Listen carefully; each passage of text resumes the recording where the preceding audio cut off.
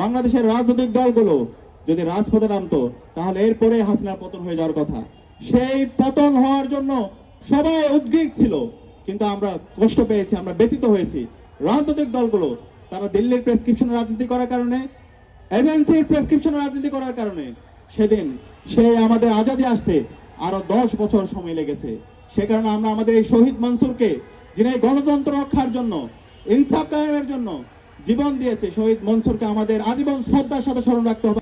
এই ইসলামী ছাত্র শিবিরের উপর বাংলাদেশের সকল ক্যাম্পাসে হত্যাযজ্ঞ করা হয়েছিল। ইসলামী ছাত্র শিবিরের নেতাকর্মীদেরকে যেখানে পাওয়া গেছে সেখান থেকে তাদেরকে ধরে নিয়ে তাদেরকে বিভিন্ন ধরনের মিথ্যা মামলা দিয়ে তাদেরকে জঙ্গি হিসাবে সাব্যস্ত করে তাদেরকে বছরের পর বছর জুলুম নির্যাতন করা হয়েছে। ইসলামী ছাত্র শিবিরের কেন্দ্রীয় সভাপতি দেলাওয়ার হোসেন ভাইকে টানা 57 দিন রিমান্ডে দেওয়া হয়েছে। বাংলাদেশ আর কোন ছাত্র সংগঠনের কেন্দ্রীয় সভাপতির উপর এই জুলুম করা হয়নি।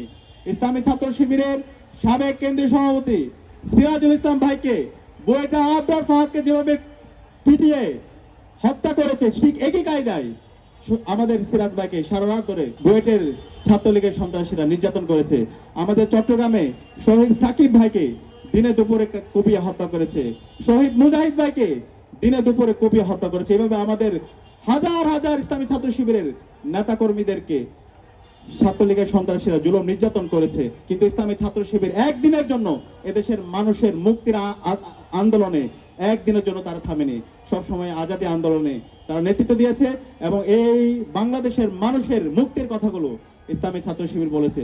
এবং সর্বশেষ এই জুলাই বিপ্লবে আপনারা দেখেছেন ইসলামী ছাত্র শিবির এদেশের মানুষের মুক্তির কথাগুলো বলেছে। যখন ইন্টারনেট ব্ল্যাক আউট ছিল, কারফিউ জারি ছিল, যখন সবকিছু ডিসকানেক্ট অবস্থায় ছিল, ওই সময় ইসলামী ছাত্র শিবির সকল অংশীজনদেরকে সাথে নিয়ে সকল ছাত্র সংগঠন এবং রাজনৈতিক দলগুলোর সাথে যোগাযোগ করে সমন্বয়কদেরকে সেফ হোমে এনশিওর করার মাধ্যমে এই আন্দোলন কন্টিনিউ করেছে।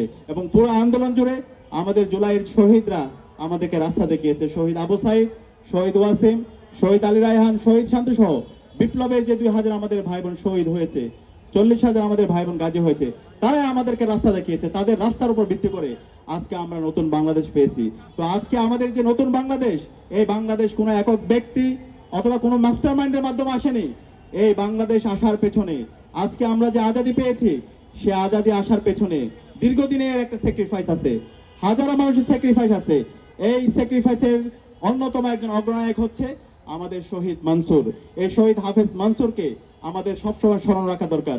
শহীদ হাফেজ মনসুরের যে আদর্শ, তার যে চিন্তা, সেটা আমাদের সারা বাংলাদেশ ব্যাপী আমাদেরকে ছড়িয়ে দেওয়া দরকার। আজকে আমরা জুলাই বিপ্লবের পর আমাদের স্বপ্ন ছিল শহীদ মনসুর থেকে শুরু করে শহীদ আবরার ফাহাদ এবং জুলাইয়ের আমাদের যারা শহীদরা ছিল, তারা যে জন্য জীবন দিয়েছে একটা ইনসাফ ভিত্তিক বাংলাদেশ বিনির্মাণ করা, সেই বাংলাদেশ বিনির্মাণ করার জন্য আমাদের স্বপ্ন ছিল। কিন্তু আজকে আমরা যখন 16 মাস জুড়ে 16 মাস পর যখন আমরা পর্যালোচনা করি, আমাদের সেই ইনসাফ ভিত্তিক বাংলাদেশ এখন পর্যন্ত আমরা বিনির্মাণ করতে পারিনি। আমরা এখন পর্যন্ত এই সমাজের যে ফেসিবাদী কাঠামো গত 16 বছরে তৈরি হয়েছে, সেই ফেসিবাদী কাঠামোকে ভেঙে চুরমার করে দিতে পারিনি। আমরা এখন পর্যন্ত বাংলাদেশে গত 16 বছরে দিল্লির তাবেদাররা আমাদের যে প্রতিষ্ঠানগুলোকে প্রভাবিত করেছিল, সেই প্রতিষ্ঠানগুলোকে নতুনভাবে আমরা বিনির্মাণ করতে পারিনি। এবং দিল্লির দালালদেরকে এই বাংলাদেশ থেকে এখন পর্যন্ত আমরা সমূল উৎপাদন করতে পারিনি।